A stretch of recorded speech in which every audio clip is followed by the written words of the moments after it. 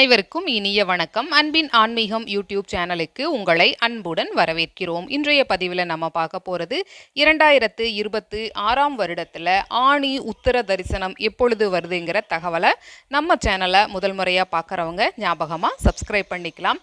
ஆன்மீகம் சம்பந்தப்பட்ட அனைத்து தகவல்களையும் தொடர்ந்து வழங்கி கொண்டிருக்கிறோம்.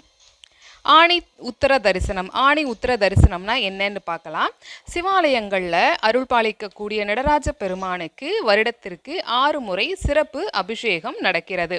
அந்த 6 சிறப்பு அபிஷேகம் ஆணி மாத உத்திர நட்சத்திரம், மார்கழி மாத திருவாதிரை, சித்திரை மாத திருவோணம், ஆவணி மாத சதுர்த்தசி, புரட்டாசி மாத சதுர்த்தசி, மாசி மாத சதுர்த்தசி இந்த நாட்களில் மகா அபிஷேகம் செய்யப்படுது. இதில் சிறப்பு வாய்ந்தது ஆணி மாத உத்தரத்தில் நடைபெறக்கூடிய திருமஞ்சனமும் மார்கழி மாத திருவாதிரையில் நடைபெறக்கூடிய திருமஞ்சனமும். ஏன்னா இந்த 2 நாட்கள்லையும் தான் அதிகாலையில் அபிஷேகம் நடைபெறுது. மற்ற நாட்களில் மாலை வேளையில் அபிஷேகம் நடைபெறுது.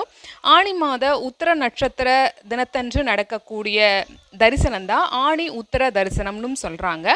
ஆணி திருமஞ்சனத்தை மகா அபிஷேகனும் கூட அழைப்பாங்க.